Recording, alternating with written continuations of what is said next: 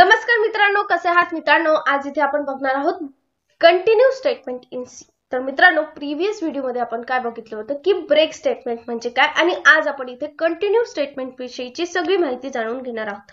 Continue statement म्हणजे काय, त्यानंतर त्याचं सिंटॅक्स काय आहे, त्याचं वर्किंग कशा पद्धतीने होते, त्यानंतर त्याचे एक एक्झाम्पल सुद्धा आपण इथे प्रॅक्टिकली रन करून बघणार आहोत। ठीक आहे, तर मित्रांनो चला सुरू करूया आजच्या आपल्या या व्हिडिओला। तर आज आपण इथे जम्प स्टेटमेंट मधला कंटिन्यू स्टेटमेंट विषयीची माहिती घेणार आहोत। ठीक आहे, तर सगळ्यात पहिले प्रश्न असा येतो की what is continue statement in C. The continuous statement in C is used to bring the program control to the beginning of the loop. आता कंटिन्यू स्टेटमेंटचा नेमका वापर काय आहे, तर कंटिन्यू स्टेटमेंट करतं काय, तर जो प्रोग्रामचा कंट्रोल आहे तो लूपच्या सुरुवातीला नेतं। म्हणजेच काय, तर सपोज एखाद्या प्रोग्राम मध्ये जर आपल्याला कंटिन्यू स्टेटमेंट हे दिसलं तर काय होईल की तिथनं जो प्रोग्रामचा कंट्रोल आहे तो पुढे जाणार नाही, तर डायरेक्ट लूपच्या सुरुवातीला जाईल। ठीक आहे, सिंपल आहे। The continue statement skip some lines of code inside the loop and continue with his next iteration. म्हणजे काय, तर कंटिन्यू स्टेटमेंटचा वापर कशासाठी होतो, तर काही लाईन स्किप करण्यासाठी। प्रोग्राम मधल्या जर काही कोड आपल्याला रन करायचा नाही असेल तर त्यासाठी आपल्याला त्या लाईन स्किप करता आल्या पाहिजे, म्हणून आपण इथे कंटिन्यू स्टेटमेंटचा वापर करतो लूप मध्ये। आणि कंटिन्यू होते ते लूप, त्या लाईन स्किप झाल्यानंतर पुढचे जे आउटपुट असते ते त्याच्या नेक्स्ट इटरेशन पासून स्टार्ट होते।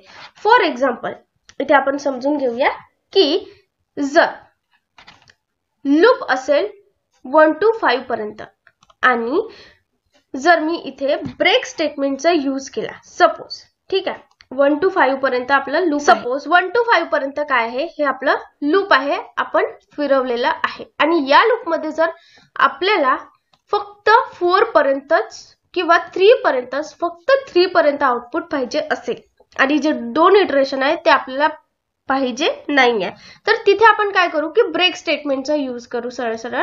म्हणजे 1 to 3 आपल्याला आउटपुट मिळेल आणि बाकीचे जे काही कोड असेल तो स्किप होईल, राईट, पूर्णतः टर्मिनेट होईल लूप। तर यासाठी आपण काय करतो, तर ब्रेक स्टेटमेंटचा यूज करतो। पण जर मला इथे मधातल्या काही कोड्स किंवा काही लाईन स्किप करायचे असेल, सपोज जर मला इथे 3 हे आउटपुट नको असेल इथे, तर त्यासाठी आपण काय करू, कंटिन्यू स्टेटमेंटचा यूज करू। म्हणजेच काय मिळेल आपल्याला आउटपुट 1 2 4 आणि 5।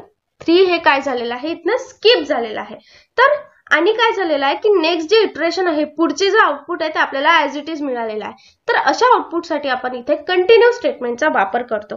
It is mainly use for a condition so that we can skip some code for a particular condition. आता जो प्रोग्रामर आहे त्याला कुठल्या कंडिशनवर त्या लाईन स्किप करायच्या आहे, जसं आपल्याला इथे माहित होतं की आपल्या जसं लूप 3 वर जाईल तसे जे आउटपुट आहे ते स्किप होईल तिथनं आणि बाकीचं काय होईल, as it is continue run होईल। त्याच पद्धतीने जो प्रोग्रामर आहे त्याला आधीच माहिती असतं की कुठल्या कंडिशनवर आपल्याला काही कोड जो आहे तो स्किप करायचा, तर त्या पर्टिक्युलर कंडिशन नुसार आपण इथे स्किपची कंडिशन देऊ शकतो लूप मध्ये कंटिन्यू स्टेटमेंटचा यूज करून, राईट। त्यानंतर आपण इथे सिंटॅक्स बघूया कशा पद्धतीने आहे तो कंटिन्यू स्टेटमेंटचा। तर सिंटॅक्स खूप सिंपल आहे। तर सगळ्यात आधी आपल्याला इथे कंटिन्यू हा वर्ड लिहायचा आहे आणि तो नेहमी स्मॉल लेटर मध्ये किंवा स्मॉल केस मध्ये असायला हवा। आता त्याचं कारण काय, कारण हा जो कंटिन्यू वर्ड आहे तो एक कीवर्ड आहे आणि प्री डिफाइंड वर्ड आहे, त्यामुळे तो ॲज इट इज आपल्याला इथे यूज करायचा आहे ॲज अ सिंटॅक्स। तर हा नेहमी स्मॉल केस मध्ये लिहायचा आहे आणि इथे सेमीकोलन नक्की द्यायचा आहे। तर सेमीकोलन, विदाउट सेमीकोलन तो सिंटॅक्स कंप्लीट होत नाही, राईट। तर हा आहे त्याचा कंटिन्यू स्टेटमेंटचा सिंटॅक्स। त्यानंतर आपण व्हाईल लूप मध्ये कशा पद्धतीने कंटिन्यू स्टेटमेंटचा यूज करतो ते बघूया। तर सगळ्यात आधी आपण इथे व्हाईल लिहिलंय आणि त्यानंतर त्याची जी कंडिशन आहे लूपची ती दिलेली आहे। त्यानंतर आता नेहमी कुठल्या कंडिशनवर आपल्याला काही स्किप करायचं आहे ते आपल्याला माहिती पाहिजे, तर ते जनरली आपण इफ स्टेटमेंट मध्ये देतो आणि इथे ती कंडिशन देतो टेक्स्ट एक्सप्रेशन मध्ये ज्या कंडिशनवर आपल्याला काही कोड जो आहे, पर्टिक्युलर कोड जो स्किप करायचा आहे तो, ठीक आहे। त्यानंतर कंटिन्यू वर्ड लिहितो आणि म्हणजेच काय होईल, इथे काही कोड राहील, जेव्हा ही इफ ची जी कंडिशन आहे ती ट्रू होईल तेव्हा कंट्रोल कुठे जाईल, आतमध्ये जाईल आणि जसं आपल्याला कंटिन्यू हा वर्ड एन्काउंटर होईल तसंच लूपच्या सुरुवातीला कंट्रोल जाईल, राईट. पण जेव्हा इफ ची कंडिशन ट्रू होईल, जेव्हा ही कंडिशन ट्रू होईल तेव्हा हे जे काही कोड आहे इथला तो स्किप होईल, राईट. तर अशा पद्धतीने व्हाईल लूप मध्ये आपण कंटिन्यू स्टेटमेंटचा यूज करतो. त्यानंतर आहे डू व्हाईल लूप. तर सगळ्यात आधी आपण इथे डू लिहिला, त्यानंतर इफ, आणि इथे जी काही ज्या कंडिशनवर आपल्याला स्किप करायची आहे स्टेटमेंट ती कंडिशन जेव्हा ही ट्रू होईल तेव्हा काय होईल, कंट्रोल कुठे जाईल, कंटिन्यू, आणि कंट्रोल कुठे जाईल, सरळ व्हाईल लूप वर. आणि इथे सेमिकोलन यासाठी दिले आहे कारण हे डू व्हाईल लूप आहे, राईट. आणि जेव्हा की ही इफ कंडिशन ट्रू होईल तेव्हा हे जे स्टेटमेंट आहे ते इथे स्किप केल्या जातील, राईट.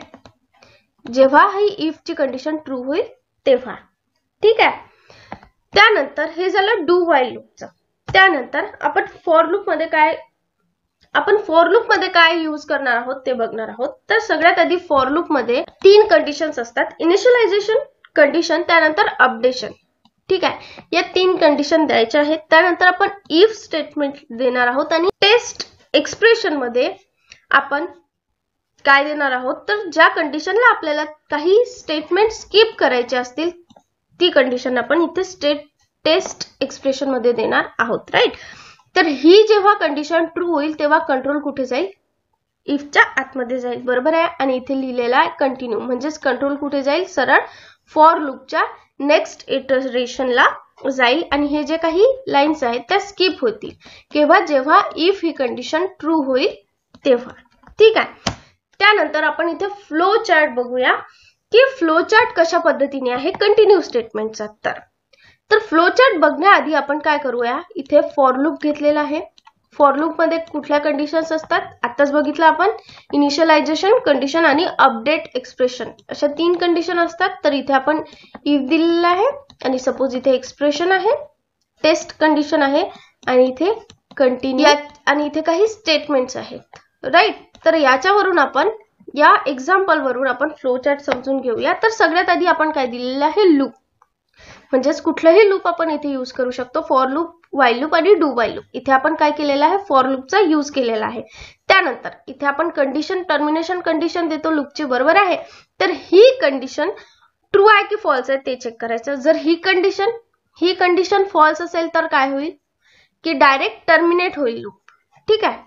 डायरेक्ट लूप काय होईल, इथे टर्मिनेट होईल, ठीक आहे. म्हणजेच काय, ही कंडिशन जर फॉल्स असेल तर लूप डायरेक्टली टर्मिनेट होईल. आणि ही कंडिशन जर ट्रू असेल तर काय होईल, जर ट्रू असेल तर कंट्रोल जो आहे तो विदिन द लूप जाईल. ही जर कंडिशन ट्रू असेल तर लूपच्या आतमध्ये कंट्रोल गेला, बरोबर आहे. आणि तिथे परत एक कंडिशन आहे, ती आहे if condition, within the loop जाईल, म्हणजेच इफ कंडिशन वर कंट्रोल जाईल, राईट. आता इफ कंडिशन ट्रू आहे की फॉल्स आहे ते बघायचं आहे आपल्याला. जर आता इफ कंडिशन जर ही फॉल्स असेल तर काय होईल, इफ कंडिशन फॉल्स असेल तर कंट्रोल जाईल रिमेनिंग हा जो काही पार्ट आहे त्याच्यावर, राईट. हा फॉल्स असेल तर, आणि लूप जे आहे ते ऍज इट इज चालत राहील, ठीक आहे. अपडेट होईल, परत इकडे आतमध्ये येईल आणि ऍज इट इज लूप चालत राहील. पण जर इफ ची कंडिशन ट्रू असेल तर काय होईल, इफ ची कंडिशन जर ही कंडिशन ट्रू असेल तर कंट्रोल कुठे जाईल, आतमध्ये जाईल. आणि आतमध्ये काय आहे, कंटिन्यू स्टेटमेंट आहे.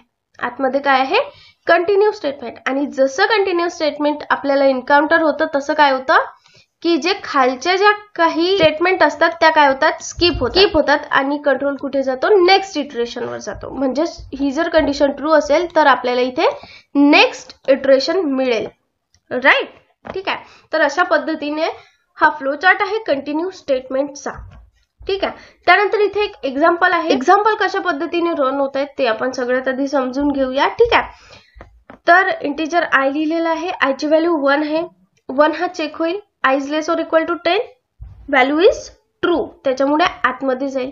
आणि आतमध्ये गेल्यानंतर 1 इज इक्वल टू 7, फॉल्स असल्यामुळे कंट्रोल जो आहे तो इफच्या बाहेर जाईल, बरोबर आहे, फॉल्स आहे. आणि 1 व्हॅल्यू ही प्रिंट होईल. त्यानंतर इथनं कुठे जाईल, 2 वर जाईल, ठीक आहे. 2 चेक होईल, 2 is less or equal to 10, it is true. 2 is equal to 7, false आहे, त्याच्यामुळे हे परत प्रिंट होईल. सेम असं होईल 3, 4 5 आणि 6. आता व्हॅल्यू आपली झाली आय ची 7. ठीक आहे, 7 ही व्हॅल्यू चेक झाली. 7 is less or equal to 10, true. 7 is equal to 7, ही पण ट्रू. आता ही व्हॅल्यू ट्रू असल्यामुळे कंटिन्यू वर आपला कंट्रोल जाईल, राईट. आता जसं कंटिन्यू वर कंट्रोल गेला तसा तो लूपच्या खाली, इफच्या खाली जाईल का? नाही जाणार.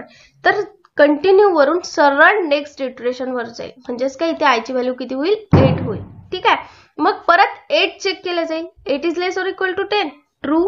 ट्रू आहे. 8 इज इक्वल टू 7, फॉल्स आहे. तर मग इथे डायरेक्ट 8 हा जो आहे तो प्रिंट केला जाईल, राईट. अशाच प्रकारे 9 प्रिंट केला जाईल आणि 10.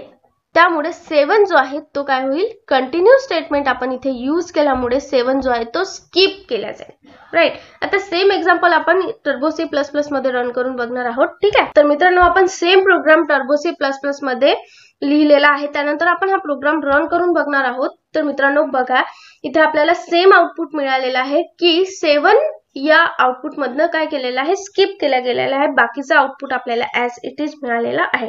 ठीक आहे, तर अशा पद्धतीने कंटिन्यू स्टेटमेंटचा आपण काही कोड स्किप करण्यासाठी यूज करू शकतो, राईट.